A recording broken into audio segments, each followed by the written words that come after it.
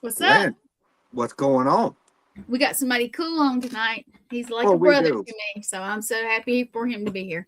I'm Oh, excited. yo, I'm super excited because I feel like me and him, we kind of both delve into that really nerdy knowledge that no one else really cares to know, but we just happen to know.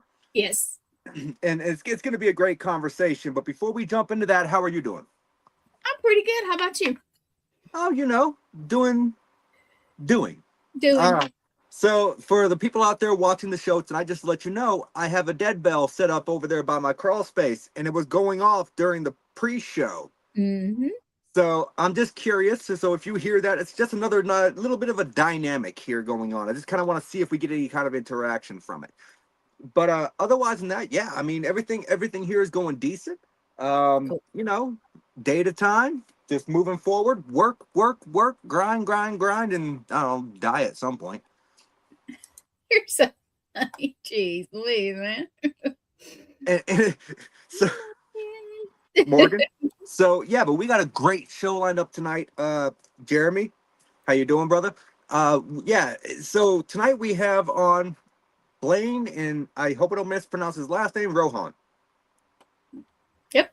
Is it close? Yeah, I call it Rohan, but I'm Southern, and you have lost some of your Southern. So Look, just because the accent's gone doesn't mean the Southern's gone. Okay. I know, but you have lost a little bit of it. So you know how it is. No, when I'm mad, I don't. When I'm mad, No, it comes out horribly bad. yes, it does. I, I I've have heard. I I have said some things like if I'm mad at work, someone to come and say something to me, I'll turn around, look at them like, "Excuse me, say that shit to me one more again." And they're like, One more and again. they're like, "What is one more again?" They instantly forget why they were mad. Yeah, I can imagine they would. So yeah, And I'm like, "Okay, say it one more time for you northern, more acquainted people." there you go. There you go. You And got it. but yeah, we got a great show. So I'm trying to figure out the best way to introduce the guy because he does so much. Um, Yeah, you and got it. he's got a lot of knowledge. 40 plus years in the paranormal field. He's been on several TV shows. I know he's been on Repossessed. Recently on Monster Quest. I think it was episode 1 or 2 that he was on. Um, Two. so not just that, but military veteran. Yep. So that's a huge thing. And I think he actually has closer to 50 something years in actual paranormal since his first experience. Look, Yes, I he got has. to go, but I got to go by the bio, okay? I know. I wrote the But bio. So. but he's also an author, which I forgot to mention. Oh, yes, that's right. Hey Lee, so there is that. But yeah, so you know what? Without further ado, because I have a feeling that me and him, once we start talking, the show's going to go by really freaking quick. Yes. Do we have the disclaimer up? No, Blaine doesn't like it, but I am going to put it up for a minute. So anybody that walks in after that, well, they're at their own risk. That's fair enough. I saw you down there, Raven. Yep. But yeah, so tonight we're welcoming to the Paranormal Unveiled family, Blaine Rohan. What's up, everybody? Blaine, what's going on? I hope I didn't butcher your last name too bad. No, dude, you actually said it correctly. Because when my grandfather migrated from France, it was actually de Rohan, because D is for thee. And, we became Southern, so it became Rohan, See, I'm Southern, so almost like Rohan. Yeah, Rohan.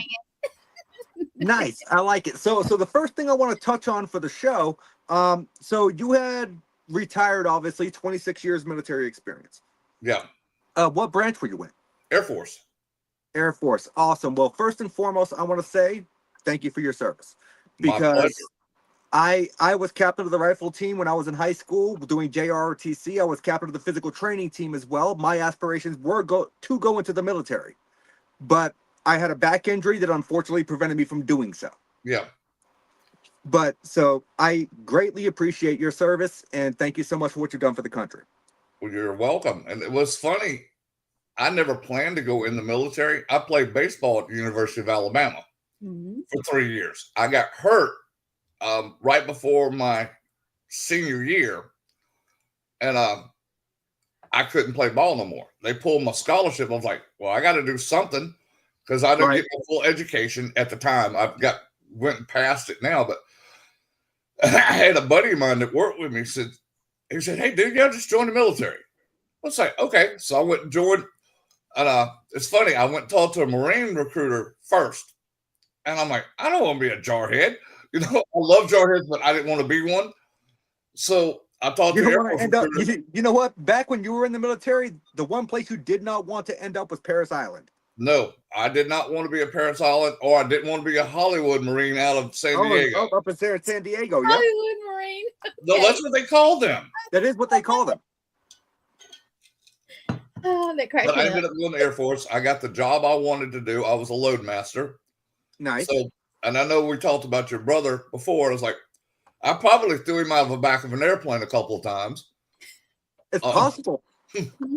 It's possible. I was also a jump master too, so we had to sit there and push the little green button when it was time for them to jump. And there was a few of them that, like, I don't want to do this. Like, not my problem, dude. You signed up for this shit. Get off. I could tell you that part would not have been my brother because he loved what he did as far as an airborne most of ranger them will goes. just haul ass out the door and they do backflips off the back of the ramp and all kind of crazy shit. And I feel like you know as well as I do, just to become a ranger, the training is grueling. Oh, it's I mean, I work with those guys so much. All the special forces, all the spooks, CIA, FBI, CSNBC, all them people like that. I can tell you right now, when he graduated from Fort Jackson, South Carolina, that was not what he was expecting to go into. No. Really? Yeah, that's where he graduated, Fort Jackson, South Carolina. If I'm not mistaken, it still has the tallest victory tower in the United States as far as repelling goes. They do. Yeah, see, I know a bunch of weird shit, Gwen, and I hate it. Who you telling? Who you telling this? You have CRS. You can't remember half the shit you don't know or that you do know. There you But go. I remember he's like me. He's forgot about more stupid shit than most people know. Yeah. Yes. Yeah. See, I have CRS. I can't remember what I said or did yesterday, but when it comes to stupid knowledge that I probably shouldn't retain, Yep. it's here. Dude, I got so many weird facts that I used to win bar bets off of. Do you know the actual word shit is not a word, it's an acronym? I did. Okay, so you knew that one. I'll tell the story for people that don't. During the Civil War, both the North and the South used cow manure or manure to fuel their boats with. Well, when they get shot lower deck, the methane gas had built up and it'd blow the boats up. So they started moving it up higher. It stunk. So they put burlap over the top of it and they wrote ship high in transit, which is shortened down to shit. Yep. But when you say shit, it's not a cuss word, it's an acronym. It is. And I also know that the world record for keeping a set of ferrets in your pants is 5 minutes and 20 seconds. And the criteria is you cannot have underwear and they have to physically be in your pants. They cannot be in your pocket. Not no, but hell. What's that word you like to use? I say hell no. No, that's a box full of hell no. I'm not gonna do it. I promise you that. I don't even like ferrets that much anyway, much less of them getting my damn horrible. They smell horrible if you don't keep them clean. Yep. So jumping into the conversation real quick. So Blaine, what originally got you interested in the paranormal all those years ago? Because you have, Gwen said more than 50. I got the bio that said 41. I'll give you let's just go 41 to 50 years. I didn't investigate till 1985. Okay. When I was 4 years old, 1969, we went across the street. We lived across from this old graveyard. And we used to go pick blackberries and plums and stuff out of there. My grandmother would get 2 grocery sacks full of them and make pies and jams and jellies and stuff out of them. And she had walked across the street and just told me to stay. And as soon as she told me to stay, I heard this lady crying. I turned around, and this lady in this beautiful white dress was leaned over this grave. And me being the little Southern gentleman I went up and said, "Ma'am, are you okay?" And dude, I'll never forget this. She looked up at me, tears still in her eyes, said, "I'm okay now, baby." Hey, Christy, I see you. And then poof, she was gone. I got back to the street. Now, we lived on a real busy ass street, so I wouldn't run across the damn road just out of, hell and high water. I looked both ways like I was supposed to. I got across the street. My grandma goes, "I knew your little ass had the gift. I knew it. Out of all my grandkids, you're the one that got it." I said, I guess so. I didn't know. Right? I was like, what? If you say so. I was like, I just thought I was talking to some lady at the grave, But yeah, that was a pretty cool experience. I went back there last year when I was doing my cancer treatments. And we had time before we had to go to the doctor. So I wanted to go see my old house and see if it was still standing over there. And we went to the graveyard, and I found the grave, dude. Don't ask me how. I don't, because that was 56 years ago when I was there. But I found the grave, and I saw the lady again. And I'll never forget this. She looked up at me and goes, "Wow, you've grown up to a handsome young fella." Oh. I thought that was cool. So, and you can't sit there and say 56 years ago. We all know you're not a fucking day over 40, brother. Yeah, right on. Hell, my mind's still in the 20s, so it's probably still in the teens at times, Blaine. I would say that. Yeah. Look, that's just a male's mentality, okay? We can be fully grown, but we still have teenage tendencies where we will laugh at anyone who farts. If you're in public and you do that, we're gonna laugh. Oh, I'm gonna laugh all day long. Oh yeah. My wife will laugh at farts too. She thinks they're hilarious. Because they are. Yeah. They are. I don't care who you are. It's even funnier when a cat does it. Oh.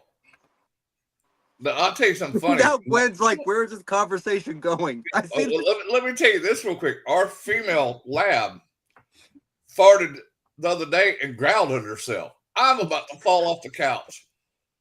I was like, you growled at yourself for your own fart? Like you didn't know it came out of you? Hey, what's up, brother? Look, Jay, you just tuned into a weird portion of the conversation, but don't worry, brother. We're gonna get back on track. But that just came up. Jay knows how it is. He's been on my podcast before. He knows weird shit just pops up. Jeremy, what's going on, brother? Hey, Jeremy. So backtracking to your time in the service, I assume that I know you've been on at least one. I assume you did multiple deployments overseas. 22. 22. That is insane. Starting if you start back to Just Cause in Panama, that was my first deployment. We were only there to drop off some stuff, and then they started shooting, so we got stuck. So we were there through the whole thing of it. We got sniper fire. They tried to shoot a couple of rockets at us, but we shot them out of the sky.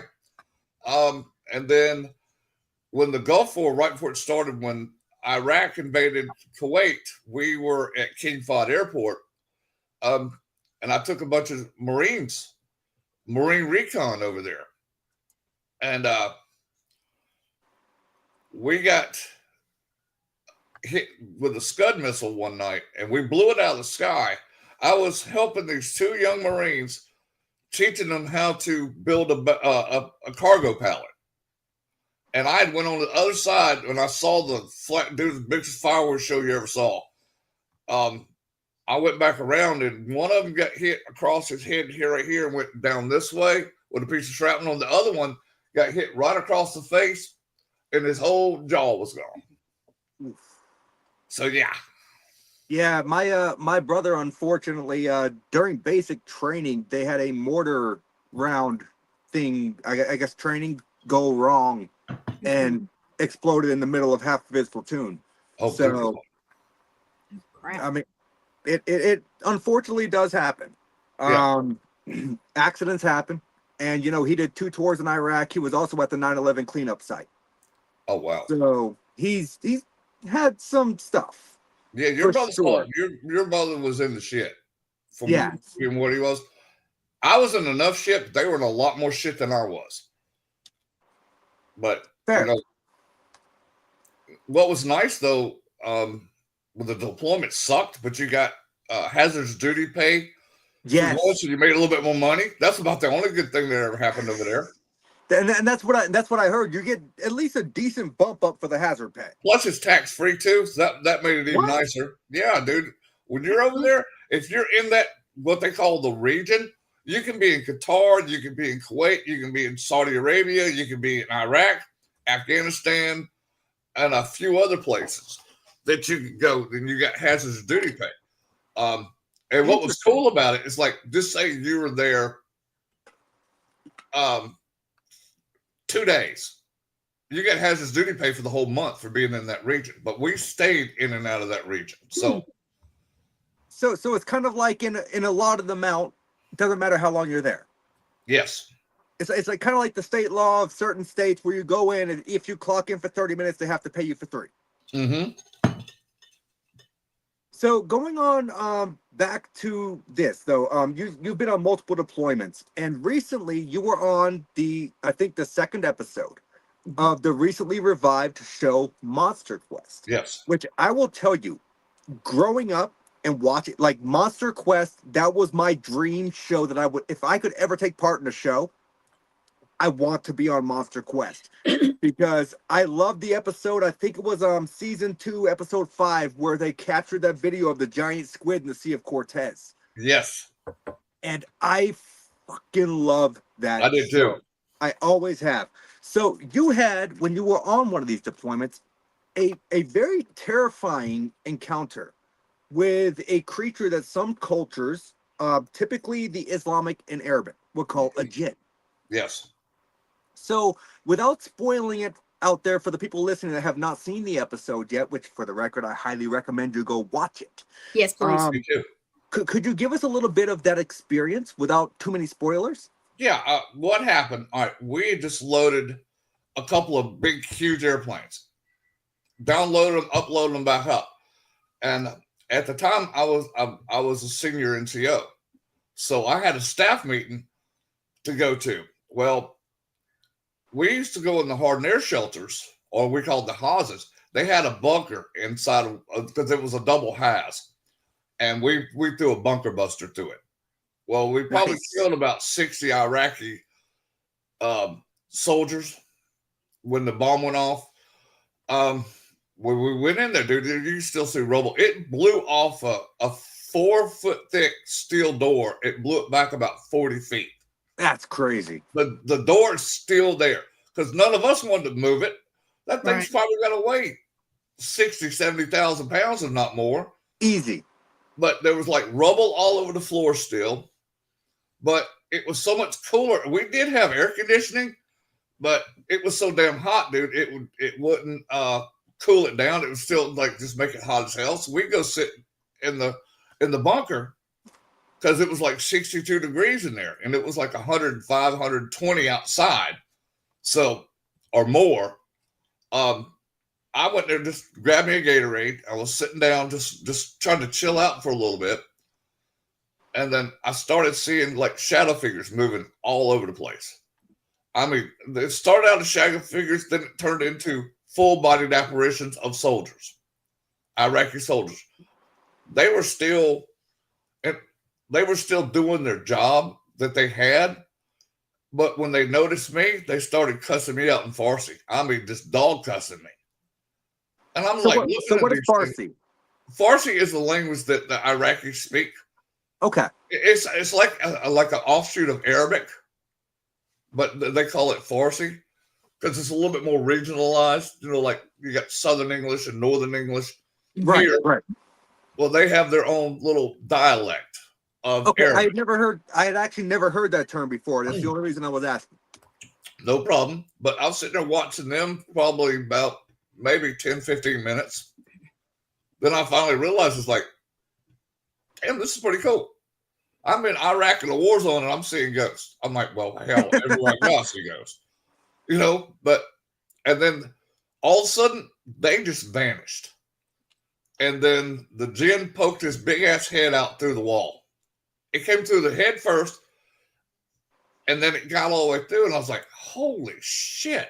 This thing was like 12 foot tall. Dude, I mean, just full of muscles. It was like looked like Stretch Armstrong with more muscles. Hulk Hogan would have looked small compared to this thing. I wouldn't have. Looked at these guns. I'm joking. Dude, he'd have made all three of us look small together. Oh, for sure.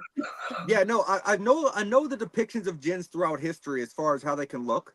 But I know they can come in many different forms as well. Yeah, the way I saw it come out, it was like a purplish gray color, and it came through, and it had this big old huge head, dude, like almost like shaped like a football. And then he had these little horn things on top of his head, and then he had these beady little eyes, and he had these messed up teeth. And he had to make Austin Powers look like, you know, he looked good. Hey, Rick. So you're saying that Austin Powers had better health care than this Jin? Dude. Yeah. And it's funny, the thing didn't notice me. That killed me. I'm sorry, that killed me. Dude, I'm like, if you could have seen the teeth on it, it was like, damn, son, you need an orthodontist. You know? But if I'm not mistaken, that's a common description or depiction of a Jin is they typically do have those kind of like really messed up crooked sharp style teeth. They do. And a lot of people get it confused because they see those teeth and they automatically think it's a malevolent entity. Not all of them are. Yeah. And so going on that, a little bit of information for the viewers that are watching. If you don't know what a Jinn is, typically they're described in the Islamic and Arabic theology as supernatural beings that were created from a smokeless fire. So if you don't know what a smokeless fire is, it is described in the Quran in Surah 55, verse 15. And the basic translation reads, a pure energetic form of fire that does not produce smoke, but is considered in a supernatural nature. And that's where these entities are formed from. He is correct. Mm-hmm. So for me, I guess, because there's multiple kinds of jinn, right? If you go back to the folklore, most are benevolent, but some are tricksters or malevolent, like the Madrid or the Ifrit. Mm-hmm. So Madrid basically means powerful, and Ifrit means strong but fiery. Yeah. If you had to categorize your encounter to one of those two, which do you think it would fall into the categorization of? The first one, he was vicious. I mean, vicious. And I think what happened with me, he didn't see me at first, but I sure as hell saw him, and I wasn't taking my eyes off of him. And then when it finally realized that I was there, that I could see it, it pissed it off. And dude, it charged me. And it's like, okay, I've dealt with ghosts and malevolent spirits my whole life. How the hell do you deal with this damn thing? You know? Right. Realistically, how do you? Dude, and I was like, okay, shit, I can't run. Because if I try to run, this thing's going to hit me in the back. Right. And it's gonna hurt me. And dude, it charged me. It hit me. I played football in high school before I played baseball. I played baseball too, but I've never been hit that hard. And I was a tackling dummy because I was a smaller size back then. And that damn thing hit me, dude, and it knocked me back. Luckily, I landed on my ass first, and then my back hit, then my head hit that concrete with the rubble, and dude, it bounced my head back up. And first I'm grabbing the back of my damn head to make sure I'm not bleeding. I actually felt that as you said it. It's kind of like that whiplash effect. Dude, I mean, it whiplashed me hard. I'm surprised my neck wasn't messed up after that because it was like, well, bam. Like, shit, that hurt. And then I watched the damn thing run, and it went through another wall. Then I didn't see it again. I was like, holy shit. I was trying to catch my breath because it knocked the wind clean out of me.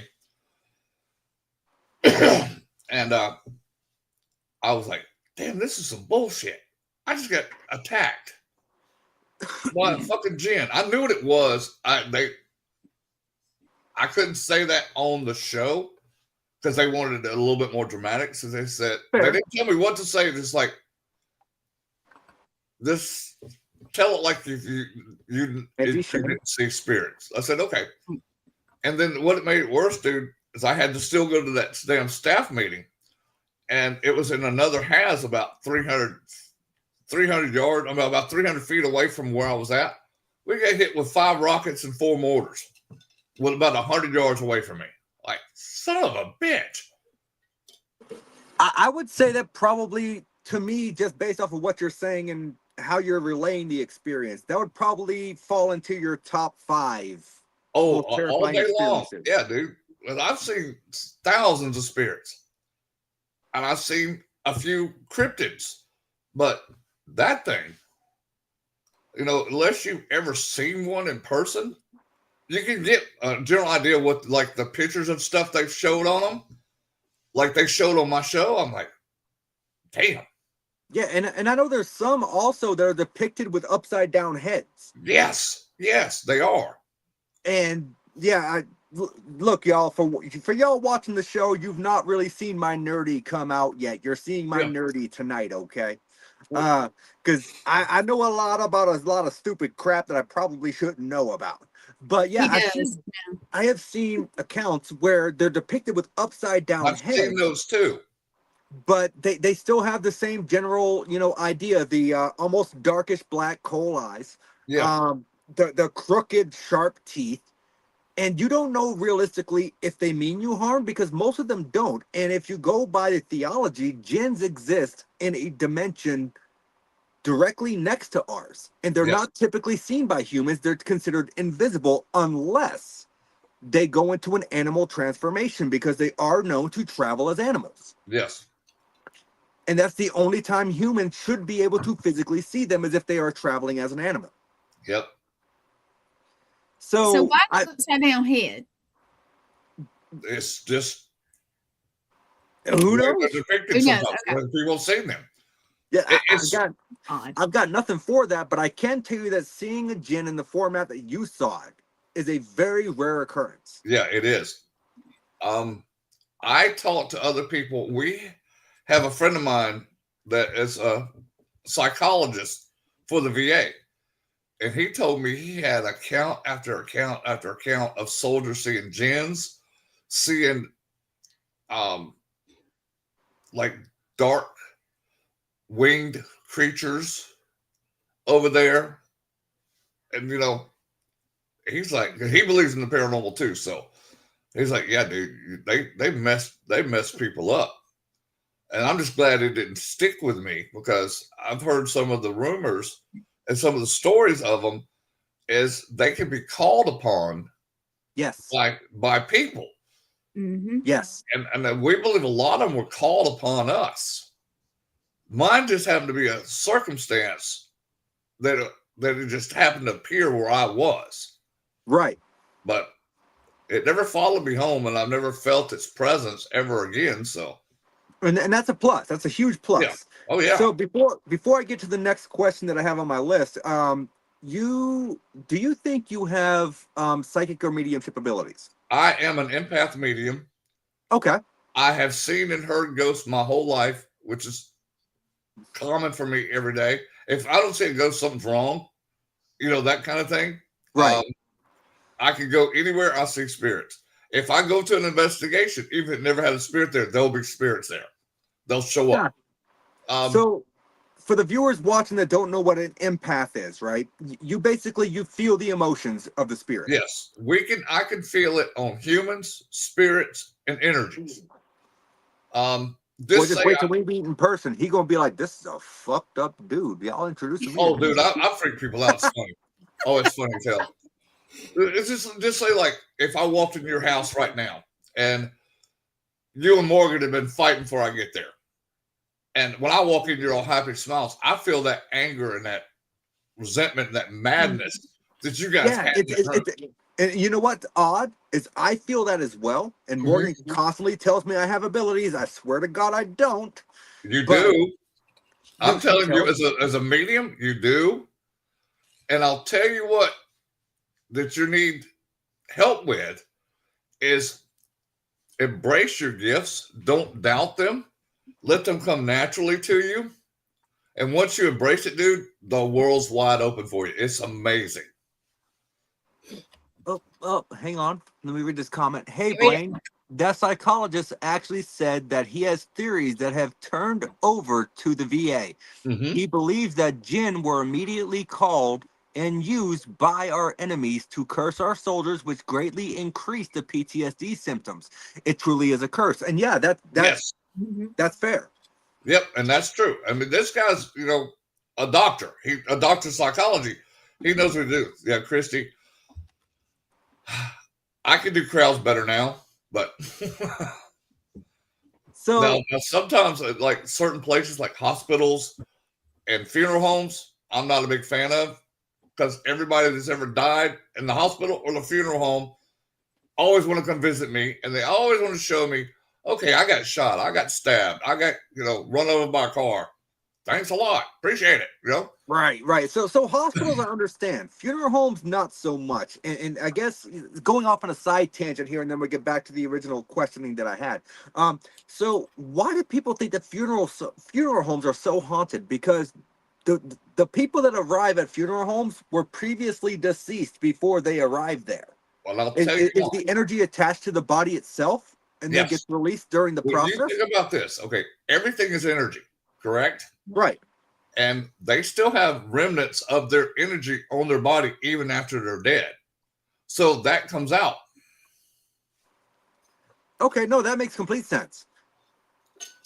So with your 40 plus years of investigating the paranormal, your situation with the genocide, has there ever been a location that you've went to where you've investigated and you're like, yeah, I don't like this place. I'm not sure if I would ever come back?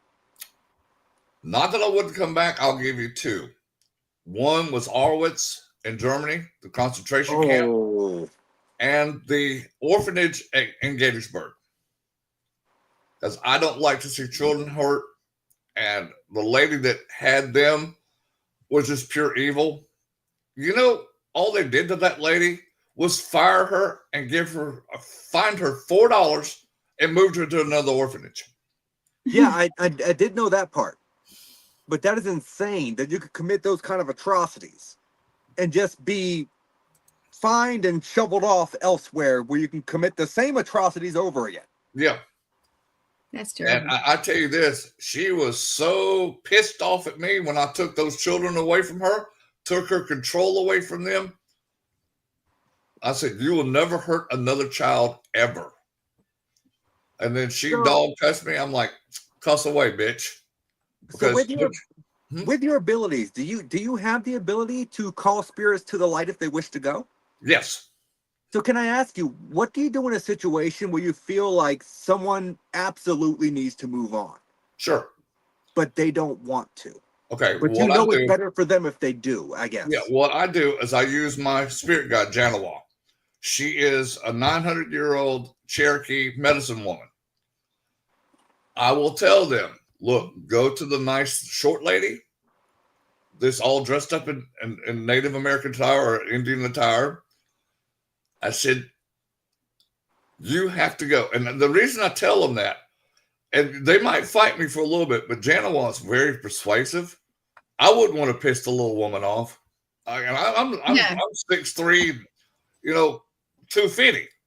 Look, short people are angry about something. Dude. It's probably because they can't reach the shit on the top shelf, but that's it. I told him the secret last week and he remembered it. You remembered something. Yep. Yeah. But I've had several of them that want to cross. Dude, and this is weird because I get a lot of like real bad spirits that were child molesters, that were rapists, that were murderers, that I have to cross them. General tells me they have to go. So once they go, and I explain it to them, okay, it's like when you're alive, okay, you're born, you take your first steps, you graduate, blah, blah, blah, down the road till you pass. Well, when you go to the other side, you have other levels you have to go to. Now, they can go to any level, go back to any level, except for the human body they came out of. They can go back into another body, but not the one they left. So it's stuff that they have to learn. And once Janawa convinces me, she's very convincing, they cross, and I've had a couple of them go through the light, walk right back out and say, thank you, Mr. Blaine. I wish I'd have done this many years ago. I said, you're welcome. I was told that you need is your time. Right. And so those are fun for me to cross. I love crossing spirits anyway that need to be crossed. But what I tell people when I cross them, like some places don't want you to remove their ghosts. What they don't understand is they can come right back there, and for time of them is wholly different than ours. So what might take 3 seconds for us, they've already done 10,000 years or something. You know? Right. Spirits exist. To me, spirit exists in the same time frame that demons do. They know no space nor time. Exactly. What is 3 seconds to us could have been 10,000 years for them. Yes, exactly. So that makes complete sense. So can I ask you, and this is more hitting on a personal thing, and we're it's another show for another time. When you come across spirit that has committed atrocities such as harming a child in the way that you in the way you referenced, from someone who has personally dealt with that in the past, from when I was younger, like, do you ever not want to help them, or do you feel like it's your need to actually do so? Well, put it this way. My spirit guide, Janet Wall, tells me to do something with them. I do it. I don't doubt that woman. I doubted her one time on something stupid, dude. She took all my gifts away for a whole week. Like I was being... Okay, so I was misunderstanding there. So it's not necessarily your own personal interpretation of the situation. It's what your spirit guide is telling you to do. Exactly. Okay, I misunderstood that completely, and that was my bad. It's okay. So moving forward, we're going to switch gears here a little bit. Here coming soon, you'll be co-hosting a new podcast called Cryptid Nation with Luciana. It started last night. So I know the initial episode was last night, Gwen. I know I was getting there, but so I know the initial episode was last night, but the first episode where you have a special guest is going to be on, I believe, the 3rd, and you're having Kim Johnston. Yes. Yes. So can you tell us a little bit about that show and what we can expect from that episode? Kim, I'm a part of one of Kim's teams called Scare. Well, she does paranormal investigating.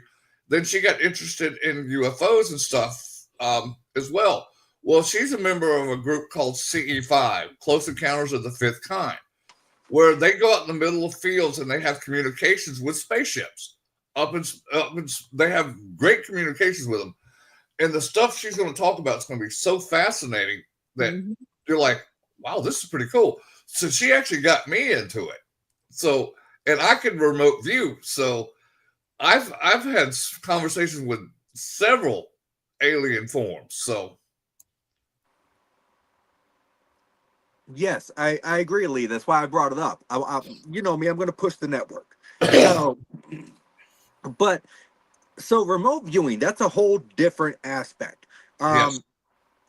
Can you explain remote viewing for people who don't know exactly what it is? I can go out of my own body with my consciousness and go to any location I want to go to.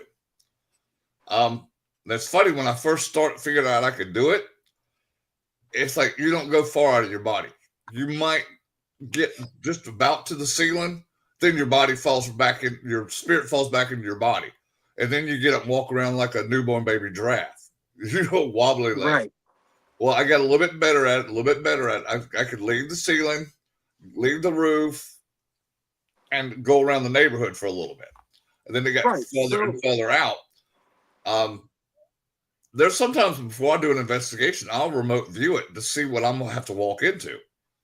But I don't think there's anything wrong with doing that. If you have the ability to do so you can preconceive what you're walking into. Absolutely. But I never know the history of the building and what died there. I just want to see if I've got to deal with malevolent spirits, if I got kind spirits there.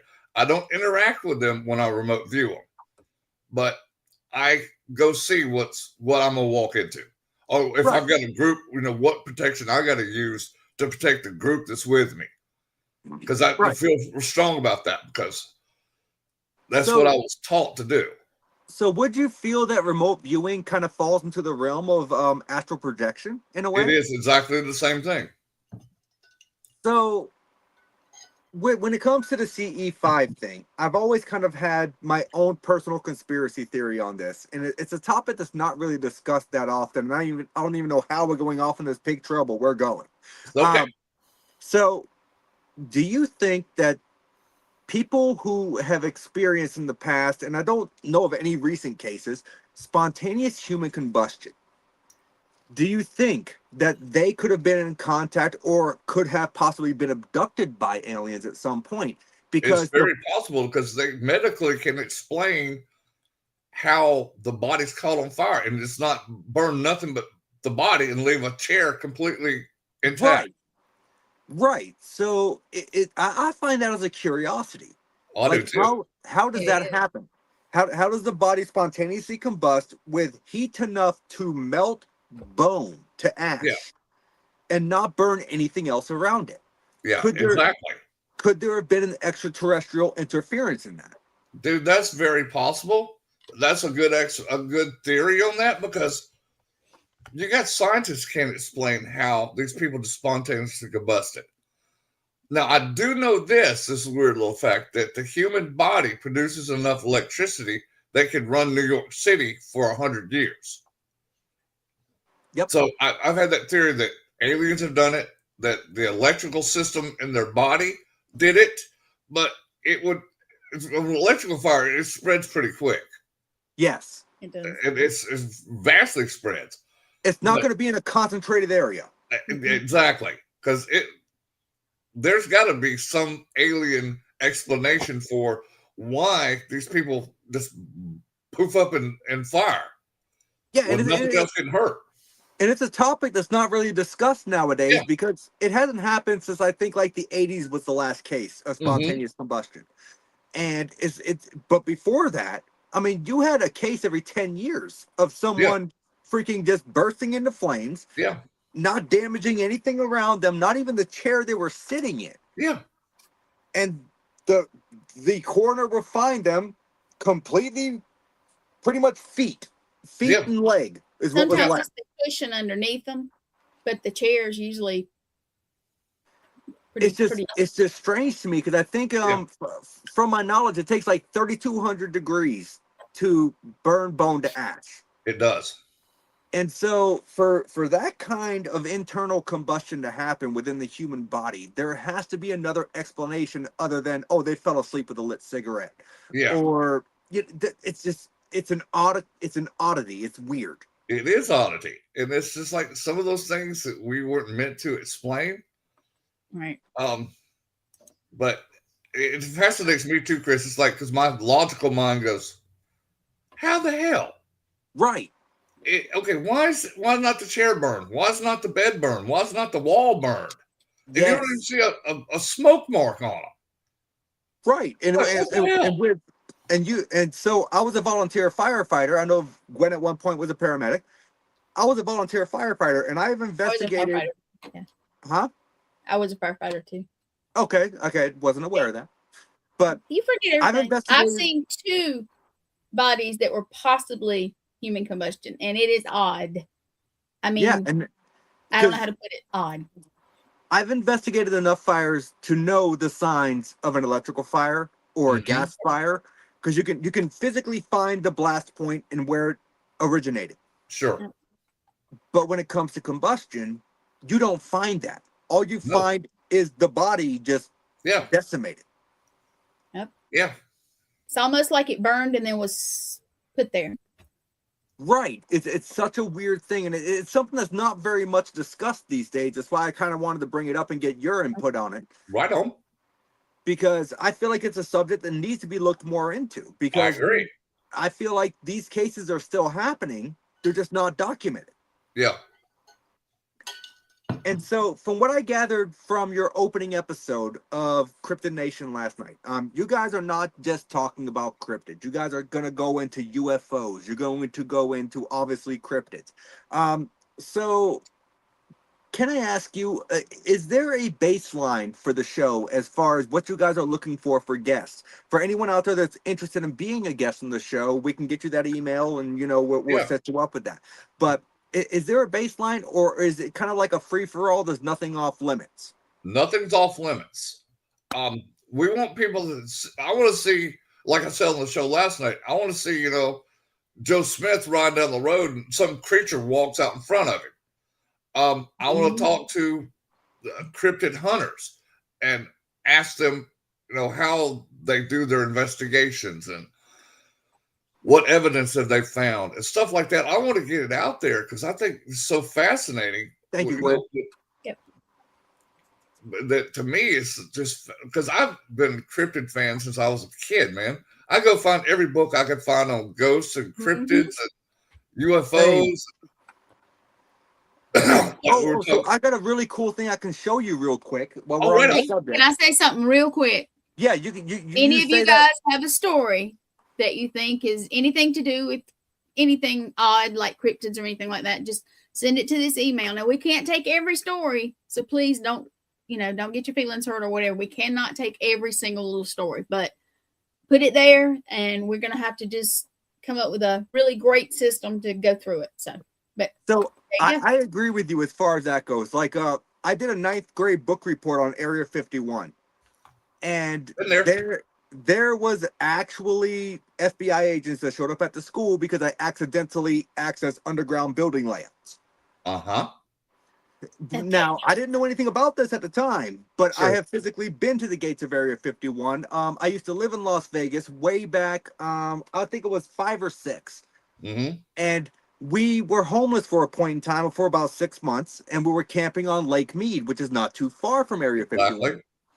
And we got lost one day trying to get back, and somehow our bearings got lost, and we ended up showing up to this huge fence. And I can tell you that armed guards rushed the car. Oh, yeah. And no, this is a government installation. You cannot be here. And my father's like, look, we're just lost. We don't know where we are. Could you point us in the correct direction to go? And they were basically said, back the way you came. Yep. But this is really cool, considering the fact that I know you're a book nerd, kind of like I am. Yes. Morgan got me this. Oh, that's one of my favorite ghost books. And it's signed by Miss Wyndham before she died. Oh, I love Miss Harriet. She signed mine. She got me that one, which was the first ghost book I ever read. Oh, right on. She got me this one. And Jeffrey. I like how they added Jeffrey to theirs too. And then the 13 more ghosts in Jeffrey. Yeah. I don't know how she found a signed copy of the Alabama Ghost in Jeffrey. That's awesome, though. Because she's awesome like that. Oh, yeah, dude, and I met her. She was the sweetest lady. And I was so happy somebody was talking about ghosts, that I could actually talk about ghosts with her. Because, I had to hide it. I couldn't tell everybody I saw ghosts living here. You lived in Alabama. We're right in the middle of the belt of the Bible Belt. Yep. But I got the pleasure of meeting Miss Wyndham one time. Right on. And that was when I first started my paranormal investigation team. I was investigating the hanging hole of Bill Schetto. Nice. I've been there. And I knew she lived in Newton, which is where the hanging hole is. And I also know there's a Civil War battleground just off to the right if you go past the fence. Sure is. And I met her once because she met me there, and I was trying to pinpoint the hole. And she was like, that sounded so dirty. But I was trying to pinpoint where it was, and she said, well, you'll never find it, sweetie. And I'm like, what do you mean? She said, well, when the original bridge collapsed back in the 1970s, and they built this new bridge, the original hole was covered up. All you have now there is the marker. Yeah. And I'm like, but it's the hole that never fills. So how is the hole covered up? And you know what? But it's covered like a well, not filled, right? No, it's covered up with huge granite stones is what it's covered up with. Okay. Yeah.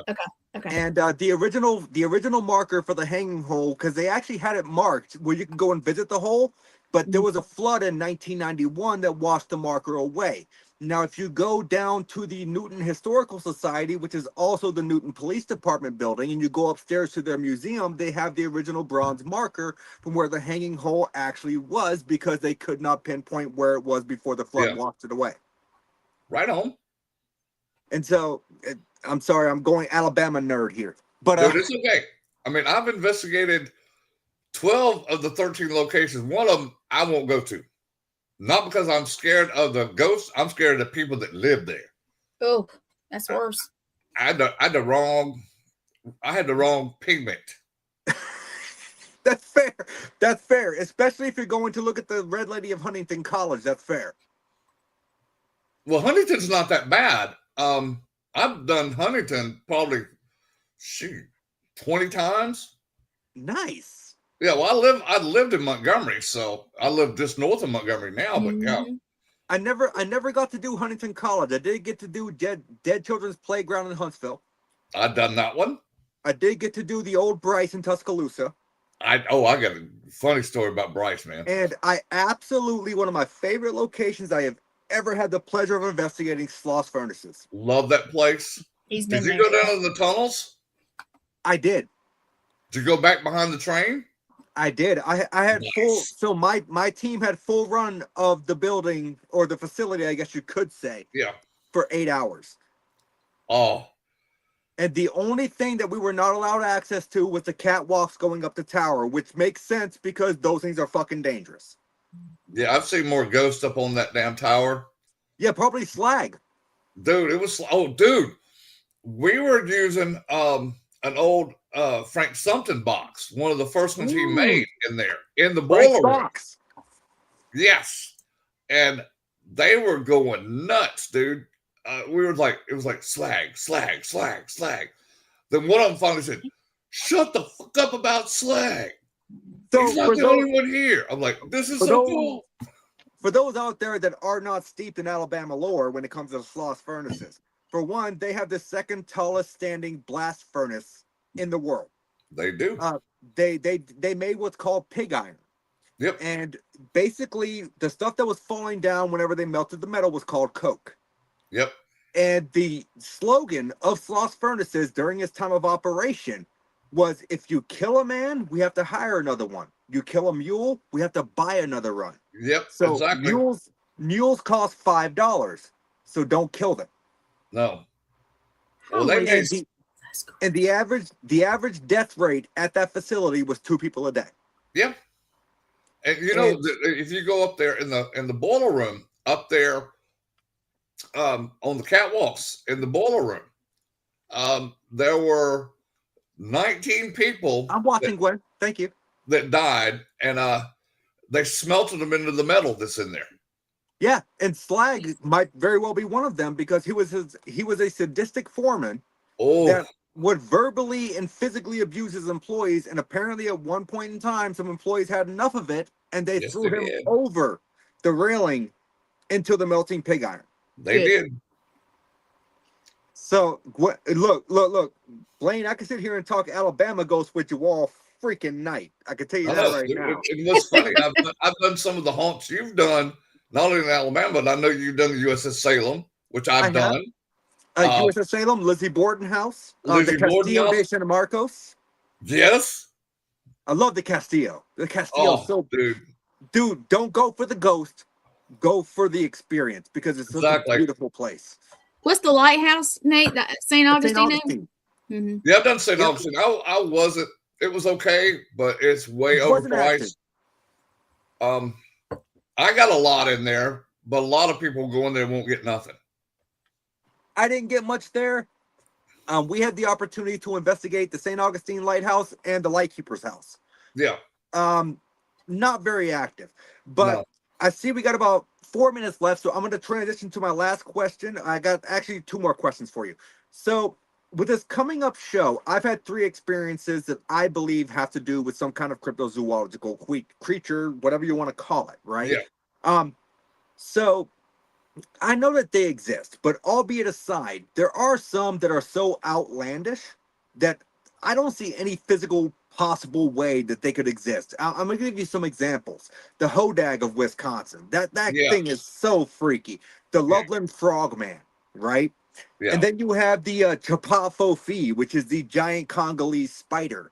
Yeah. And Macaulay Mbembe, which is supposedly some kind of living brontosaur in the Congo Basin. Yeah. So do you think that these creatures, some of them are so large, I don't think they could be mistaken identity, right? No. But I guess, do you think they exist, or are people seeing some kind of hallucination or apparition? It could be both. Hell, it could be an alien life form that came down that they're seeing.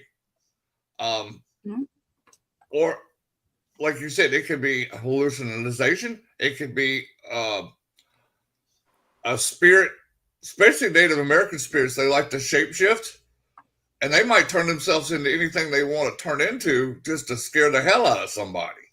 That's fair. But some of them, I'd like to see them myself just to say, okay, that does exist, or no, I'm not sure about that one. I mean, I would not like to see the Chapafo because I don't like spiders. Yeah, I'm not a big spider fan either. Not a fan of spiders, but I would love to see the Macaulay Emembe or even the Tokoloshe from Africa. Yeah. The Tokoloshe just kind of intrigues me, even though I would consider it more of like a gnome than a cryptid. I hate gnomes, for the record. If you didn't know that, Blaine, I hate I was gnomes. about to ask you this. Why would you want to see it when you hate gnomes? Because the folklore is steeped so deep as far as it steals children out of their beds. Yeah. And in order to appease it, you have to leave it an offering of bread, meat, and whiskey. Okay. Yep. And if you do that, it will not steal your children. It's such a strange folklore behind it that I enjoy it. Yeah. And you know, cryptids, here's the thing. Do they exist? I think Bigfoot exists. Do I think he exists in the format that we think he does? Possibly not. Do I believe or buy into the theory that Bigfoot might be an extraterrestrial and or interdimensional being? Yes. Hence the reason we have not found a perfectly, I guess you could say, preserved specimen. Exactly. Or maybe Bigfoot is so much like human that they bury their dead and we don't know where to look for. I was thinking the same thing, but you don't often find skeletons of bears in the woods either. Fair. Yes, exactly. Exactly. So, Blaine, I typically end my podcast, I see with about 2.5 minutes left, with 3 standard questions that I always ended off with. Question number 1, and I kind of feel like this one might be difficult for you with all the deployments that you've had. If you could travel to anywhere in the world, expenses aside, they're all paid for, where are you going? Graceland. Oh, Graceland. You're going to go and look for the ghost of Elvis, Me and Lee are actually related to Elvis. So, you know, there's only been like 4 people that have ever seen the upstairs of Graceland. I would love to go upstairs. You know what? Make him a peanut butter and banana sandwich. Maybe he'll let you up there. So we're going to Graceland. You have one person you can bring with you. They can be alive or dead, and they do not have to be involved in the paranormal. Who are you bringing with you? Elvis. You can't bring Elvis to his home. You got to choose somebody else. I'm not allowing that answer. To show me his home. Oh, well, that's a good answer. And I'd like to have his daughter Lisa Marie come upstairs because that was their domain. I'll accept it. I'm just messing with you. So we're going to Graceland. You're bringing Elvis. Yes. You have one piece of equipment you can bring with you. Your abilities aside, those are inherent. So one piece of equipment that you're going to bring with you. What piece of equipment are you going to bring with you to Graceland with Elvis, and why? Ghost box. Okay. Why? Because I get a lot of results when I do ghost boxes. Gwen can attest to that. They come through and I get like full sentences. I don't get I get words sometimes, but most of the time I'll get full sentences out of them. I love it. They'll tell you everything you want to know. And you know what? And that was honestly all unique answers that I've not received before. So I absolutely love those answers. But we're running out of time now. Blaine, I want to thank you so much for your service and also want to thank you again for coming on the show for an hour to chat with me. I really love picking your brain. We definitely need to do this again. I know I'll be on your show March 13th. Exactly, man. And I want to throw an offer out there to you and Morgan. I want to mentor you two in this with the mediumship. Because that's one thing I love to do is it's nobody helped me. So I want to help everybody I can understand their gifts more, to use their gifts more, how to ground themselves, how to shield themselves, stuff that's not taught to a lot of mediums. We're just thrown to the wolves. You know what the odd thing is even though I don't believe I have mediumistic abilities, which everyone says that I do, Gwen does, Morgan does, Christy does, a lot of people do. I do. And it takes one to know one. I ground and center every single week. Oh, right on. And it's more of like a thing I've always done, and I never knew why. Yeah. But Blaine, I thank you so much for coming on the show. And if you wouldn't mind hanging out in the background for about 5 minutes or so, I'm looking forward to being on your show, Cryptid Nation, with Yeah, we're gonna have Leech fun, bro. on the 13th, and we're going to talk about my experiences as far as when it comes to my encounters with what I believe to be some cryptids. Right on. It's gonna be awesome. So, Blaine, thank you so much, brother. Thank you, And brother. I will talk to you in just a few minutes. All right, bro. Here we go. So, if you don't mind, before we end the show, I am going to play that. Look at you, boy. You gonna have fun with me and Lee and Blaine. Yeah, you gonna have fun with us because we're gonna love this story. Go ahead. Do your thing. All right, I'm gonna go ahead and play it right now. This is what we're talking about, guys. It's Cryptid Nation. It's the new show on the network. Letriana, Blaine, and myself, and Nate's coming to see and hang out with us. So here we go. It's very short. Every Tuesday night, the unknown steps out of the shadows. Investigations continue. Tracks lead deeper. Eyes watch back. Join the hunt. Cryptid Nation, Tuesdays, 8 Eastern, 7 Central. Here we go. Oh, I like that. That's a great video. Thank you. You know what? Why are you trying to overstep me, Gwen? I'm proud of it. Dang it, I made it. I'm proud. No, it looks great. It looks great, and I'm excited to be on the show because I've only discussed the 2 Bigfoot experiences, I think, on 2 other shows, but I have an experience that I've never discussed on any other show, which is going. Have I heard any part of it, or is it new to me too? We discussed it in the pre-show. Okay. So you've heard it, but you are the first person to ever hear it. Ooh. So it's going to be an exclusive. I get to hear it again, then. Yeah. For the podcast. Awesome. But yes, so tonight we had an excellent show. Blaine is so full of knowledge, and I definitely got to have him back on again because I really enjoyed that conversation. And I don't know, just there's something about the guy I really like, and I appreciate his offer to me and Morgan as far as mentoring. I can't speak for Morgan, but if people think I have abilities at some point, I guess I need to kind of try and embrace them. And I'll go ahead and say Blaine and Letriana, and of course Matt, also Letriana's husband. He's been on the show. They are my mentors. So, and that's fair. And one day they're going to make me let loose and actually show everything. And ain't no one gonna let you let loose. We ain't filming Footloose over here. You ain't Kevin Bacon out there on the fucking dance floor, okay? But we know better than to let you cut loose. Okay. But yeah, I made the song reference there. Y'all caught that. I know y'all did, even if you didn't find it funny. I don't care. I'm a dad. I can do dad jokes, okay? You can do that. But no, like I really enjoyed this show, and I definitely want to have him back on in the future. Yes. For everyone out there watching, I thank you so much for tuning into the show. Be sure not to leave the All Access Network, though, because we have a great show following. We have Twisted Tales with Jeremy Cotter, and his guest tonight is James Anito, who was a guest on my show several months back. Yep. Absolutely great guest, and I think that conversation is going to be amazing.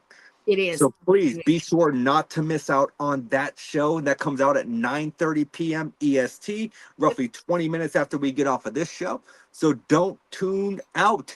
Just tune in. And I will see you guys next week. Same spooky time, same spooky network. Thank you for joining the Paranormal Unveiled.